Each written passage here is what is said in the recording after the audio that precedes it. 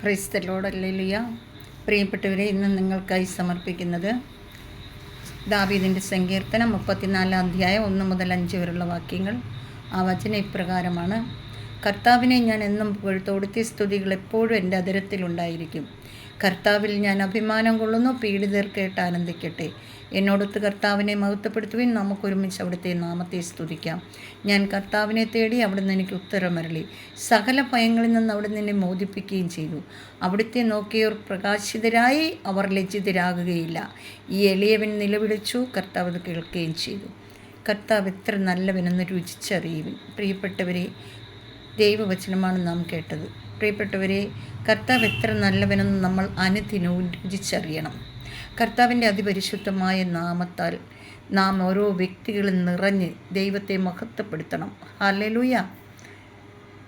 നാം പ്രാർത്ഥിക്കുമ്പോഴും നാം ചോദിക്കുമ്പോഴും എല്ലാം നമുക്ക് എല്ലാം തരുവാൻ കഴിവുള്ള നമ്മളുടെ സ്വർഗീയ പിതാവ് നമ്മുടെ സമീപസ്ഥനാണ്. പ്രിയപ്പെട്ടവരെ, ദൈവം നമ്മുടെ തൊട്ടടുത്തുള്ള വേറെ ഏത് ശ്രേഷ്ഠ ജനതയാണെന്നുള്ളത് നമുക്ക് പ്രാർത്ഥിക്കാം, നമുക്ക് ആരാധിക്കാം, നമുക്ക് നമ്മളുടെ സ്വർഗീയ പിതാവിനെ മഹത്വപ്പെടുത്താം. നമ്മളെപ്പോഴും സ്വർഗീയ പിതാവിനെ മഹത്വപ്പെടുത്തുന്ന മക്കളായിരിക്കണം. Hallelujah, hallelujah. കർത്താവിനെ എന്നും പുകഴ്ത്തണം, എപ്പോഴും സ്തുതിക്കണം, കർത്താവിലായിരിക്കണം. ഹല്ലേലൂയ.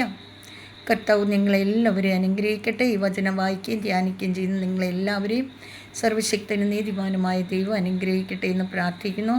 പിതാവായ ദൈവത്തിൻ്റെ വാത്സല്യ സ്നേഹം നിങ്ങളോടൊപ്പം ഇരിക്കുവാറാകട്ടെ എന്ന് പ്രാർത്ഥിക്കുന്നു.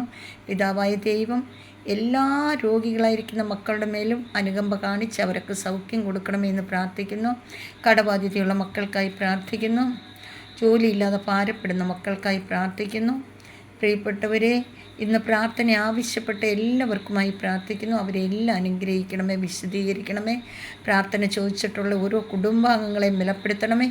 വിദേശത്ത് പോകാനായിരിക്കുന്ന ആഗ്രഹിച്ചിരിക്കുന്ന മക്കളെയും പോകാൻ ഒരുങ്ങിയിരിക്കുന്ന മക്കളെ എല്ലാം സമർപ്പിച്ച് പ്രാർത്ഥിക്കുന്നു. കർത്താവെ, അവർ ചെല്ലുമ്പോൾ നല്ല ശ്രേഷ്ഠമായ ജോലി നൽകി അവരെ അനുഗ്രഹിക്കണമേ. കൂടുമ്പോഴുള്ള കുടുംബം നോക്കുവാനാണല്ലോ കർത്താവെ ഓരോ വ്യക്തി ജീവിതങ്ങളും ഓരോ സ്ഥലങ്ങളിലേക്ക് ജോലിക്കായി പോകുന്നത്. കർത്താവെ, അവരെ എല്ലാം കാത്തു പരിപാലിക്കണമേ, അനുഗ്രഹിക്കണമേ. ഇന്ന് ജോലിയില്ലാതെ ഭാരപ്പെടുന്ന എല്ലാ മക്കളെയും അനുഗ്രഹിക്കണേ കർത്താവെ. അവർക്ക് വഴികളും ബാധലുകളും തുറന്നു കൊടുക്കണമേ.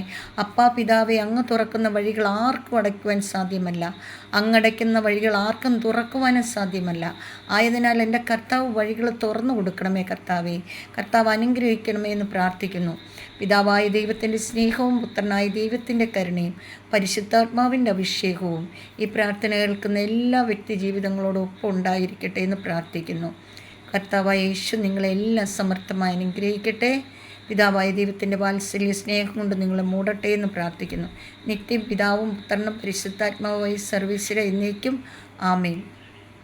ദൈവത്തിൻ്റെ എല്ലാവിധ അനുഗ്രഹങ്ങളും നമ്മുടെ എല്ലാവരെയും ഒപ്പം ഉണ്ടാകട്ടെ. ക്രിസ്തലോ എന്നെയും നിങ്ങളെ എല്ലാം ദൈവം സമർത്ഥമായി അനുഗ്രഹിക്കട്ടെ. ആമേൻ.